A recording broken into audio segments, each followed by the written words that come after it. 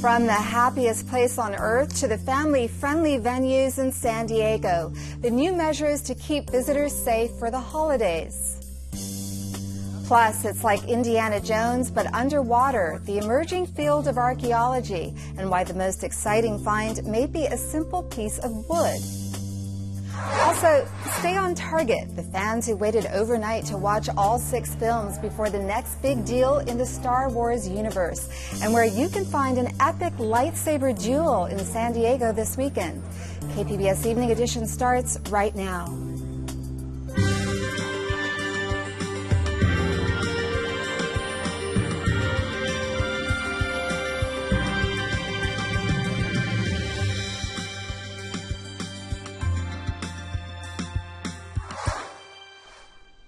Good evening. Thanks for joining us. I'm Amitha Sharma. Healthcare giant Kaiser Permanente has announced plans to open its own medical school. From our North County Bureau, KPBS health reporter Kenny Goldberg says Kaiser hopes to start its first class of aspiring doctors in 2019. Kaiser officials say there's nothing wrong with the current state of medical education per se, but they believe starting a medical school from scratch will allow them to look at things with a fresh perspective. Kaiser executive and family physician Edward Ellison says one of their goals is to recruit more minority students. Ellison says students will not be required to practice at Kaiser. We want to train physicians for the broader community as well. I'm sure there'll be some who will naturally be drawn to our style of practice, and there'll be others who will seek to go into other practice settings, and that's all good with us. There are currently 9 accredited medical schools in the state. Kaiser plans to put its new school in Southern California. An exact location has not been announced. Kenny Goldberg, KPBS News. A big change is coming to federal policy on medical marijuana. The spending bill just passed by Congress includes a provision to stop federal drug agents from raiding dispensaries. The Obama administration has already been following that policy, but putting it into the budget makes it official, leaving regulation up to the states. The business of tourism is booming in San Diego. KPBS reporter Matt Bowler says this year records are being broken again. If you live here, you know. San Diego is beautiful. The San Diego Tourism Authority CEO Joe Terzi says the rest of the world is learning that too. In Times Square, those great big billboards, you're going to see San Diego for the next couple weeks. And our commercials will be playing in the middle of Times Square. 2015 was a record-breaking year for tourism. More than 34 million people visited our region and spent nearly $10 billion and generated $266 million in hotel tax revenue. That helps take care of fire and police and build roads. There's probably not a road in San Diego that's not under construction right now. Terzi says the further tourists travel, the longer they stay and the more they spend. They will come spend more money, stay longer than maybe a resident coming out of LA or Phoenix. Next year, the Tourism Authority anticipates breaking even more records. I have very positive thoughts about 16. I think we're going to see a lot more activity in San Diego. I think the zoo work, I think what's happening in the hotel community, the enhancements to some of the attractions that are here, they're all going to help San Diego continue to be recognized as one of the best destinations to go to. That will always make you smile. Matt Bowler, KPBS News. A legal advocacy group for animals is warning the California Coastal Commission not to bow to what it calls pressure by SeaWorld to loosen restrictions on its orca holding tank. In October, state regulators told SeaWorld it could no longer breed orcas in captivity, prompting a lawsuit from the theme park. Now, the Animal Legal Defense Fund says it appears SeaWorld may be pressuring the state to negotiate a compromise behind closed doors. The group went on to say, quote, "Our organization stand ready to support the commission in defending the permit conditions regardless of how SeaWorld might challenge them." SeaWorld San Diego promises a fun but safe holiday season. The marine park is boosting security measures over the holidays. Park officials in San Diego did not comment on details, but the Orlando Sentinel reported that wand metal detectors are being used to check guests at the park in Florida. At the San Diego Zoo, visitors say improving security there would not hurt. I think the metal detectors are probably enough. I think if you do more than that, then you're kind of infringing on people's kind of personal space. Disneyland will also join other theme parks nationwide, ramping up security with metal detectors, trained dogs, and more safety officers. While these tourist spots are taking precautions, President Barack Obama says there is no credible threat. He says the government is doing all it can to protect Americans. First, we're going after terrorists over there, where they plot and plan and spew their propaganda. As I described at the Pentagon, we're hitting ISIL harder than ever in Syria and Iraq. We are taking out their leaders. Our partners on the ground are fighting to push ISIL back, and ISIL has been losing territory. Tomorrow night, the president is scheduled to meet with the families of the victims of this month's shooting in San Bernardino. New developments tonight in the San Bernardino shooting investigation. The man who bought assault rifles used in the attack has been charged with terrorism-related counts. Prosecutors say Enrique Marquez was charged today with conspiring with Syed Rizwan Farouk to commit terrorism in 2011 and 2012. He made his first court appearance this afternoon, and he did not enter a plea. He was also charged with illegally buying 2 weapons used by Farouk and his wife on December 2nd. The shootout left 14 people dead and dozens more injured. Investigators say Marquez was a neighbor and a longtime friend of the Farouks. He remains in jail without bail. Nearly 5,000 incidents of workplace violence are reported by healthcare workers every year in California. Now the state's Occupational Health and Safety Standards Board is responding. The group is setting what some call groundbreaking safety regulations. The goal is to better protect workers in hospitals and healthcare centers in the state. What we see is that the hospitals have become increasingly more precarious and risky places to work, and in fact, our nurses have suffered from physical and verbal threats of violence. They take care of patients. Statistics show 70% of all violent assaults in the workplace are committed either against healthcare workers or social service workers. Signs of strong support for LGBT communities in San Diego and Oceanside. San Diego earned a perfect score on the Municipal Equality Index. It rates government responses to LGBT issues. Oceanside scored a 97. Chula Vista and Escondido were also graded. The national average was 56. The survey rates cities on a number of items, from passage of non-discrimination laws to transgender benefits. Prepared to go into overdrive. News signs Americans will buy more cars and trucks this month than any other month in more than a decade. LMC Automotive and J.D. Power predict sales will hit more than 1.7 million, the highest number of vehicles sold since July 2005. Both companies say the latest news on the interest rate increase will not make much of a dent in their auto sales. Year-end and holiday deals may be a factor in the bump. People may spend more than $44 billion on new rides this month. The final countdown is on for the Force to finally awaken in tonight's premiere of the latest Star Wars movie. Hundreds of die-hard Star Wars fans braved chilly winds while waiting in line at the AMC Mission Valley theaters yesterday. This for 20 hours of a Star Wars movie marathon. Yes, they had the chance to watch all 6 movies before tonight's premiere of the newest installment, The Force Awakens.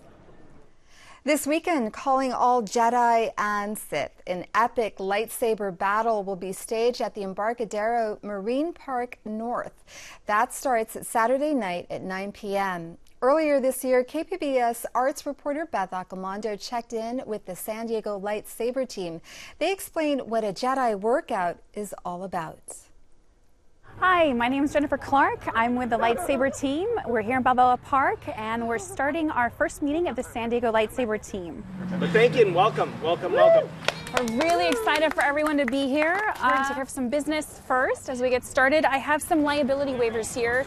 I'm part of a group that works up in Inland Empire, lightsaber team up there, who does fitness and choreography with lightsabers. I absolutely love what they do.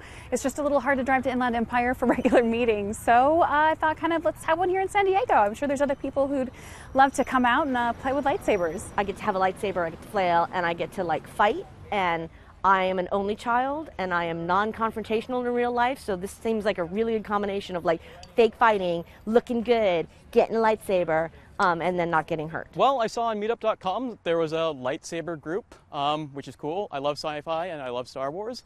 I've also been studying historic European martial arts for a while, so a long sword and a lightsaber, it's more or less the same thing, so I thought I'd give it a try. I realized that, you know what, Star Wars is one of the things that makes me happy, and I wanted to incorporate my hobby along with my workout time and my socialization time. I wanted to find my tribe. I wanted to find people who liked the things I liked, could understand my references, and enjoy the things that I enjoy.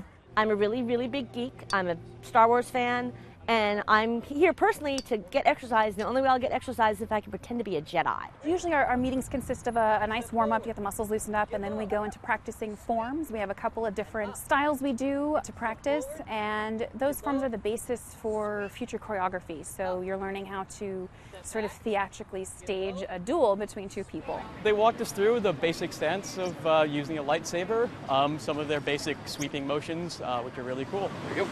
We build people from the ground up. So we will evaluate, what are your strengths? What weapon works best for you? Because people have different body styles, different backgrounds. It has a rather short blade but a long stick, and this is what you use when you don't know what you're doing. And so far I've learned to squat, and I've learned to swing, and I've learned to switch it. And then we swing, and we switch it. And we look really good doing it. All of our stuff is choreographed. Our goal is never to have full contact fighting.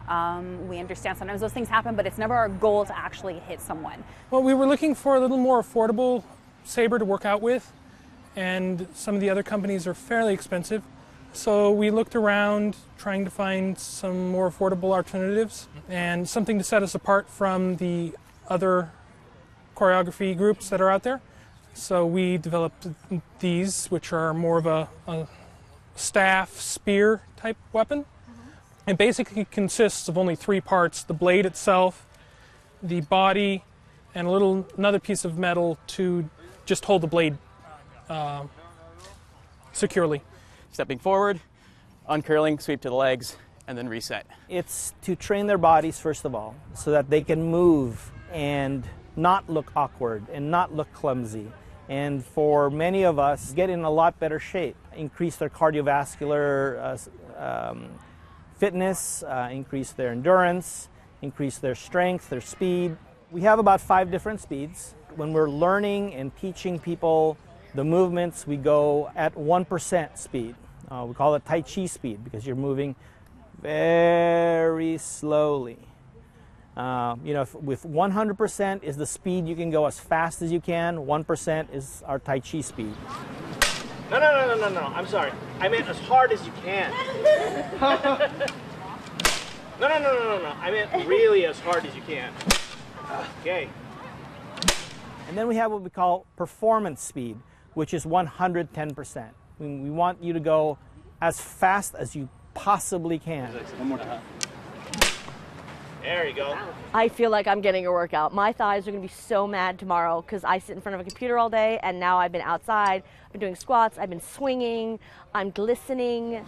So it's definitely a workout, and that's about the only way I'm going to get one because the treadmill doesn't do it for me. The force is strong with these Star Wars fans. You can find out more online at lightsaberteam.com.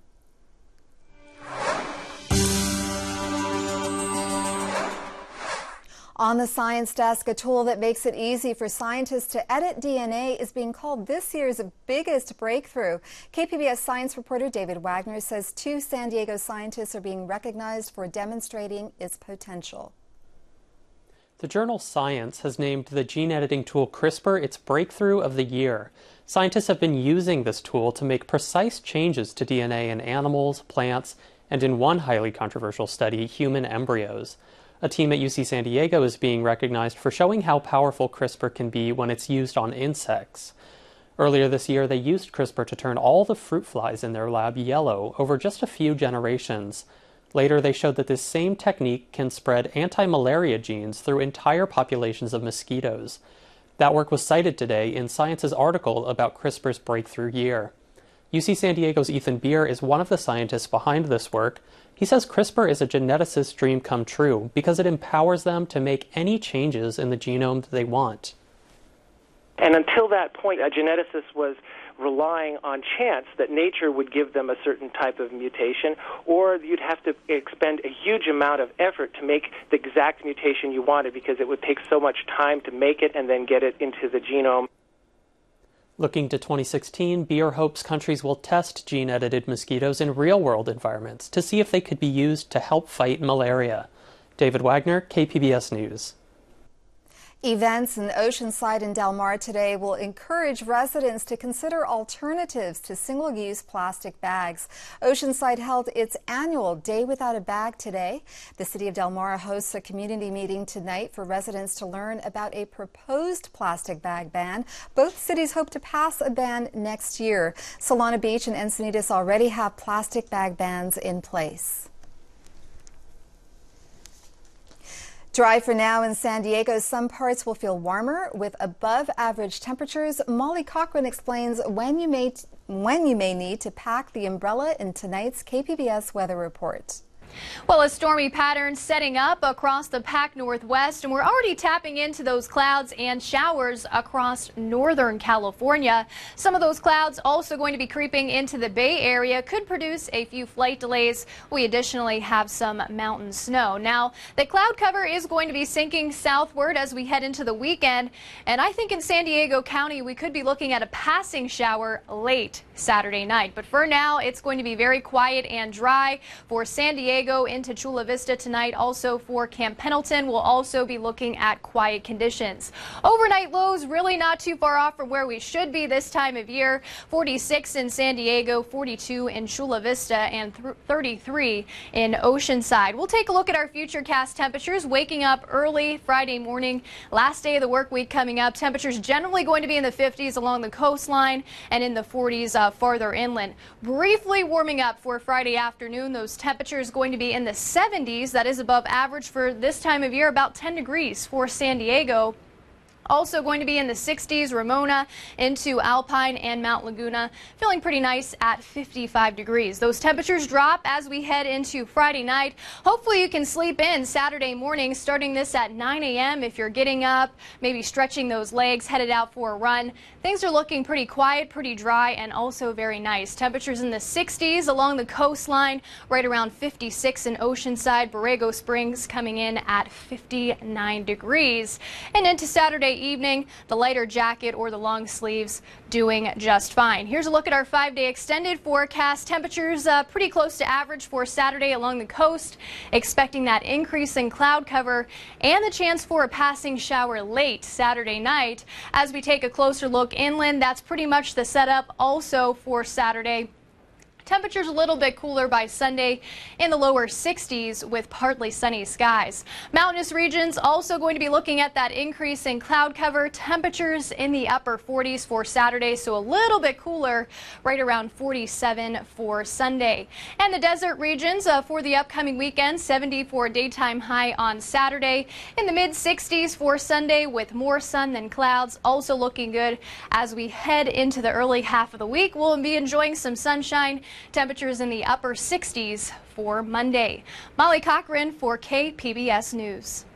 Archaeology might make you think of Indiana Jones hacking through jungles or trekking across the desert. But did you ever think of him in scuba gear? Rebecca Williams tells us a team of researchers in Michigan have discovered a site older than the pyramids, submerged in 100 feet of water. At the University of Michigan, in the bottom of a repurposed horse trough, lies the key to the technology of an ancient culture. The artifact's discoverers are Dr. John O'Shea and his student, Ashley Limke. Both are pioneers in the emerging field of underwater archaeology. Underwater archaeology really began in the 1970s, really when scuba diving became a bigger thing and archaeologists immediately started scuba diving. And it's been primarily shipwreck work and this more historic kind of archaeology until really the last 10 or 15 years or so. O'Shea and Limke aren't looking for a lost civilization in the middle of the Mediterranean Sea. They're looking for something in their own backyard. Today, Lake Huron looks like this. 9,000 years ago, it was very different. The water level was lower, and parts of the lake that are now submerged were dry land. The stretch of land bridging Michigan and Canada is known as the Alpena-Amberley Ridge, and at the end of the Ice Age, it was inhabited by the earliest Native Americans, called Paleo-Indians. O'Shea and his team are looking for artifacts from this ancient culture. During this time period, most of the sites that were created by early hunters, early occupants of Michigan, are underwater, basically. The Alpena-Amberley Ridge provides a unique opportunity then to discover sites that basically don't exist on land or that have been disturbed on land. O'Shea and Lemke started by surveying the bottom of Lake Huron with sonar. This search turned up curious sets of straight lines of stones with what appeared to be larger rocks scattered among them. The stones on the lake floor might look like natural piles of rock, but to the trained observer, they tell an incredible story. We knew this would have been this kind of dry land corridor at the very end of the Ice Age, and we speculated that if there were caribou migrating across this, humans would have used the same kind of hunting techniques that modern humans do to corral them, to kind of channel them into kill sites. Our expectation was that these hunting structures would be constructed of stone, since that's what's out there. And then if we found them, we could then put divers on them and actually investigate them as archaeological sites. Caribou are wired to follow linear features in the landscape, like lines of trees or the tracks of another caribou in the snow. Ancient hunters knew this, and by piling up stones in straight lines, they were able to create drive lanes to steer caribou to larger stones used as hunting blinds. Diving in the deep, cold water of Lake Huron is difficult and dangerous, so O'Shea and Lemke had to recruit a new member to the team. Meet Jake, the remote-operated vehicle, or ROV. With motors for legs and cameras for eyes, Jake can swim where divers cannot and stay submerged longer without running out of air or getting too cold. I'm Jake's operator, and I think he's really important and critical to the work that we do. It's definitely like a video game. The part about it, there's definitely the joystick aspect where the physical control is a lot like a video game, but the part of it that you really have to get a sense of, that people only ever have this from playing video games, is that mental idea of the 3D space in your brain.